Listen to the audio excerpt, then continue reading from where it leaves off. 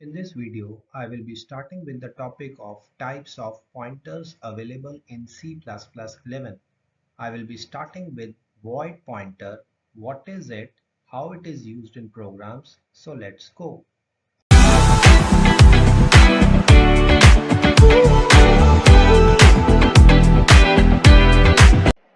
Now let's start with the types of pointers available in C++. The various types of pointers are starting with first the void pointer. तो हम सबसे पहले void पहले data type के बारे में पढ़ चुके हैं. डिवाइड का मतलब होता है empty. तो ये पर्टिकुलर डाटा टाइप हमने पीछे जब देखा था अपने चैप्टर नंबर 2 में, तो उसमें देखा था कि ये किसी भी वैल्यूज को क्या कहते हैं, हम असाइनमेंट के टाइम या डिक्लेरेशन के टाइम में यूज नहीं कर सकते, बट पॉइंटर्स के साथ यूज कर सकते हैं. तो वॉइड पॉइंटर एक स्पेशल टाइप ऑफ पॉइंटर होता है जिसके अंदर हम मेमोरी असाइन, जैसे पॉइंटर्स होते हैं तो उसके अंदर किसी का एड्रेस हम असाइन करते हैं वेरिएबल का. तो यहाँ पे जो असाइन वेरिएबल होता है वो किसी भी डाटा टाइप का हो सकता है. तो ये प्रॉपर्टी इसलिए इसको वॉइड पॉइंटर कहते हैं, क्योंकि किसी भी डाटा टाइप का हम इसको, तो इसलिए it can point to a variable of any data type, ऐसे भी बोला जा सकता है, या सिंपल टर्म्स में कहें कि इसके अंदर जो हम एड्रेस असाइन करेंगे वो वेरिएबल किसी भी डाटा टाइप का स्टोर हो सकता है.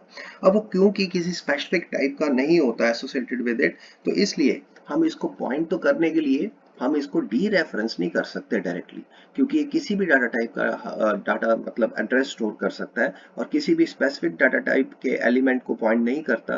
तो इसलिए इसको वॉइड कहते हैं. वॉइड का मतलब एम्प्टी. तो यहाँ पे इसको डी रेफरेंस करने के लिए हम कर तो नहीं सकते, पर करेंगे कैसे, इसको हमें कास्ट करना पड़ता है. तो जिस पर्टिकुलर पॉइंटर टाइप में हम इसको कास्ट करेंगे, ये उस टाइप को यहाँ पे डी रेफरेंस करके उसकी वैल्यू एसोसिएटेड को हमें बता देगा. तो डी रेफरेंस पॉइंटर के लिए हमें सबसे पहले उसको डिक्लेयर करना पड़ता है. तो वॉइड पॉइंटर के लिए हम नॉर्मली क्या करते हैं, जैसे कि हमने यहाँ पे एक वेरिएबल ले लिया, अब हमने इसको यहाँ पे एक वॉइड पॉइंटर लिखा है. तो वॉइड पॉइंटर को कैसे बताना है, जैसे आपको मालूम है एक नॉर्मल वेरिएबल होता है, इसमें एक वेरिएबल का नाम, उसके आगे स्टार. अब क्योंकि ये वॉइड पॉइंटर है तो हमें यहाँ पे वॉइड लिखना पड़ेगा, इसकी डाटा टाइप वॉइड देनी पड़ेगी.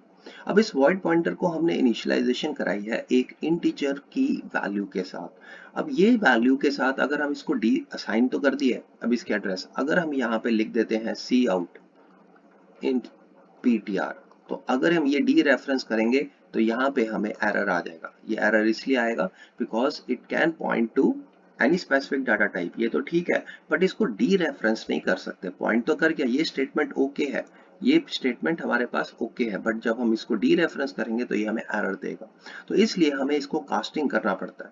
अब यहाँ पे देखो कि ये हमने एक pointer variable int ptr declare कर दिया है. अब ये पॉइंटर है, कैसे पता लग रहा है, हमने ये लगा दिया. और ये किसको पॉइंट आउट करेगा, इंट टाइप के मेंबर को, यानी कि इसके अंदर इंट टाइप का डाटा टाइप का वैल्यू हम असाइन कर सकते हैं.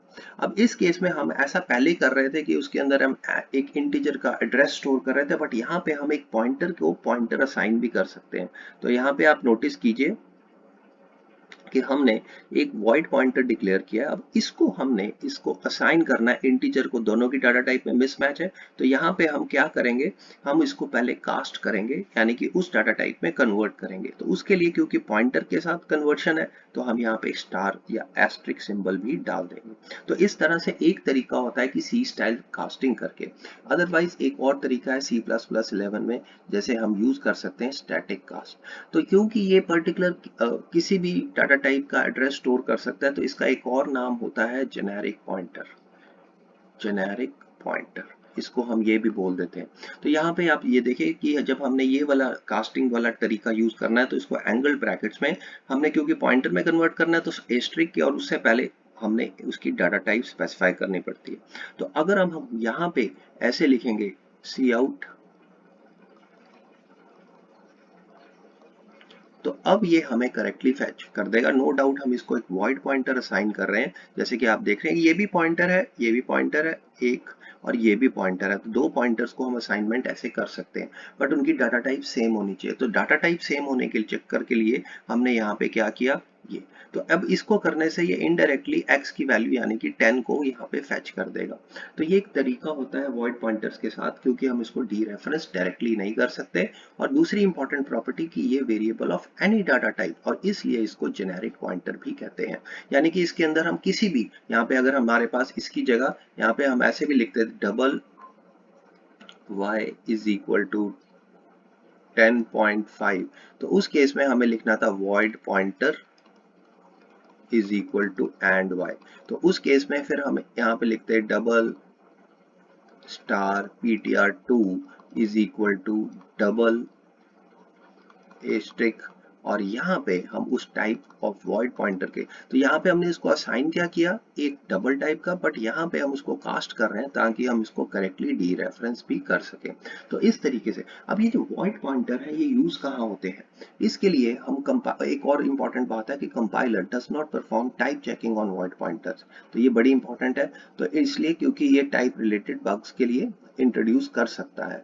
अब ये जो पॉइंटर्स हैं ये यूज कहाँ किए जाते हैं, ये बेसिकली ऐसे फंक्शंस में हम यूज करते हैं जहाँ पे हम जेनेरिक फंक्शंस कह सकते हैं, यानी कि अगर हमने किसी फंक्शन ऐसा बनाना है जो किसी भी डाटा टाइप पे काम कर सके या अननोन डाटा टाइप के ऊपर काम कर सके, तो उस केस में हम यहाँ पे इन फंक्शंस में हम वॉइड पॉइंटर का कंसेप्ट यूज करते हैं। इसके अलावा हम और भी जगह, जैसे जहाँ पे हमने डायनेमिक मेमोरी एलोकेशन या डी एलोकेशन करनी हो, यानी कि रन टाइम के ऊपर मेमोरी देनी है, तो उस केस में भी हम ये पर्टिकुलर वॉइड पॉइंटर्स की मदद के साथ कर सकते हैं। तो ये जो वॉइड पॉइंटर्स हैं ये अदरवाइज यहाँ पे हम कम यूज करते हैं, बट फिर भी अगर हमें पता होना चाहिए कि ये कैसे यूज करते हैं। अब इसका हम कोड देखते हैं। अब हम डिस्कस करते हैं एक प्रोग्राम जिसमें हम वॉइड पॉइंटर का यूज करेंगे। तो उसके लिए हम वॉइड पॉइंटर पहले डिक्लेयर करते हैं। ये हमने वॉइड पॉइंटर किया। अब इसको एक वैल्यू असाइन करनी है, तो उसके लिए मान लो a इज इक्वल टू 10, जैसे कि हम नॉर्मली करते हैं। तो अगर हम इसके अंदर इसका एड्रेस असाइन कर देंगे और इसको प्रिंट करने की कोशिश करेंगे, एक मिनट यहाँ पे हम लिख लेते हैं एक बारी हैश इंक्लूड,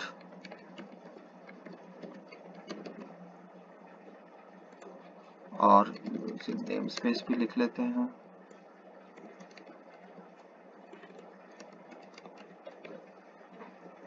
अब यहाँ पे देखिए कि अगर ये मैसेज दे रहा है कि expression must be a pointer of complete object type, तो इस प्रॉब्लम को दूर करने के लिए हम यहाँ पे एक नया पॉइंटर ले लेते हैं इंट, जो कि इंट टाइप को पॉइंट करेगा। अब क्योंकि इसके अंदर हमें पॉइंटर का एड्रेस स्टोर करना है तो हमें कास्टिंग करनी पड़ेगी। हम यहाँ पे ptr लिख लेते हैं और इसका नाम ptr2 कर देते हैं और इसको भी हम प्रिंट कराते हैं। तो यहाँ पे देखिए कि अब हम इस पर्टिकुलर कास्टिंग के बाद ही करेक्टली इसको कन्वर्ट करेंगे। तो ये चीज का हमें ध्यान रखना है। कास्टिंग में एक ये तरीका होता है, C++11 में हमारे पास एक और तरीका होता है, वो भी हम देख लेते हैं कौन सा होता है। तो उसके लिए हमें क्या लिखना पड़ेगा, इंट पॉइंटर तो ऐसे लिखना पड़ेगा, यहाँ पे हमें लिखना पड़ेगा स्टैटिक कास्ट, और ये जो वैल्यू है हमें एंगल ब्रैकेट्स में देनी पड़ेगी।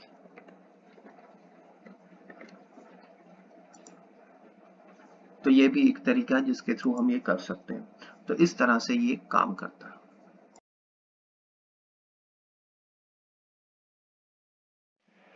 अब हम यहाँ पे एक कोड बनाने जा रहे हैं जिसके अंदर हम एक वॉइड पॉइंटर का फंक्शन रिटर्न करते हुए दिखाएंगे, ताकि हम शो कर सकें कि मेमोरी एलोकेशन और डी एलोकेशन में ये काम आता है। साइज इज इक्वल टू 5, ठीक है। और यहाँ पे हम एक वॉइड पॉइंटर लेते हैं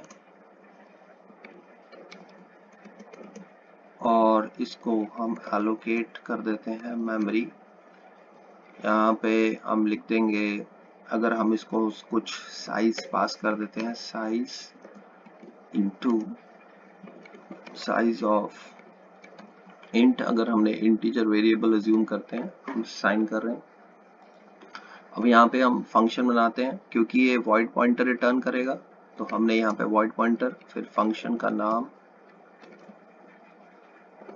और उसमें हम इसका जो भी पास कराएंगे उसमें हम लिख देते हैं साइज अंडरस्कोर टी। इसकी पैरामीटर का नाम भी हम कुछ रख सकते हैं, एस रख देते हैं ताकि थोड़ा डिफरेंस हो, वरना सेम भी रख सकते हैं।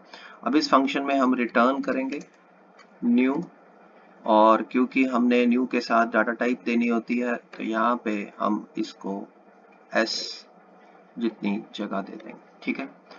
अब इस केस में हमने एलोकेट कर दी है मेमोरी, एलोकेट मेमोरी। ठीक है। अब ये वैल्यू अगर करेक्टली एलोकेट हो जाती है तो हम यहाँ पे उसकी वैल्यूज को भी असाइन कर देंगे। तो यहाँ पे हमने while ptr, एक minute, memory allocation fail and ये पहले भी लिख सकते हैं, और यहाँ पे हम ऐसे else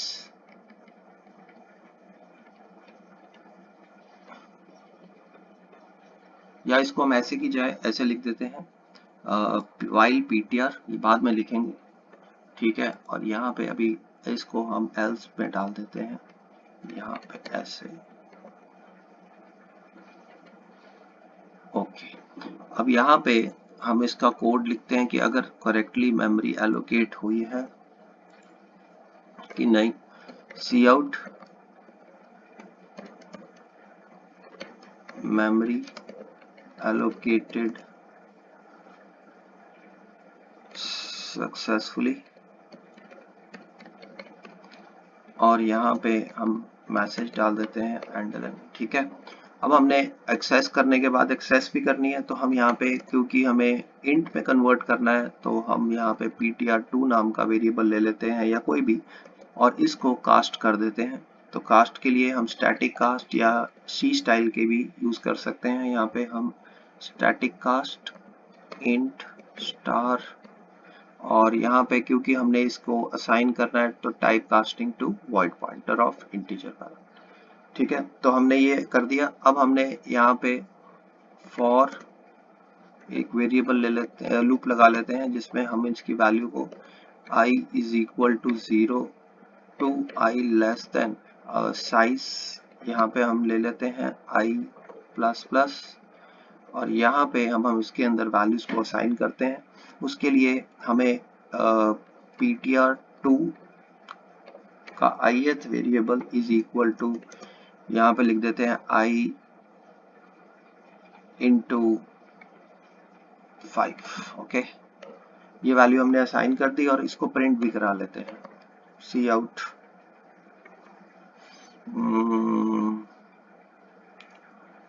एरे का नाम क्या था, चलो ptr2 से ही कर लेते हैं, array2। यहाँ पे हम ऐसे लिख देते हैं, ओके। तो ये प्रिंट कर देगा इसकी वैल्यूज को, जैसे कि हम देख सकते हैं यहाँ पे हमने वैल्यूज को प्रिंट कराया, और बाद में हम इसको डी एलोकेट भी करेंगे। तो यहाँ पे हम लिख देते हैं डी एलोकेटिंग मेमोरी, ठीक है, जो हमने एलोकेट की हुई है। अब इस कोड में हमारे पास ये क्या करना चाहिए कि हमने ये जो एल्स पोर्शन लगा दिया है, यहाँ पे हमारा एल्स पोर्शन भी लग गया है इफ के साथ, ओके। उसमें मैसेज आ जाएगा अगर वो डी एलोकेट करेक्टली नहीं होगा। तो इसको अब हम रन करके देखते हैं। यहाँ पे आप इसको सेव कर लीजिए, ओके। ये देखिए वैल्यू आ गई है हमारे पास अलग अलग, जीरो से अगर आप शुरू नहीं करना चाहते, और यहाँ पे एक स्पेस फालतू आ रहा है, इसकी जगह आप यहाँ पे i+1 लिख लीजिए,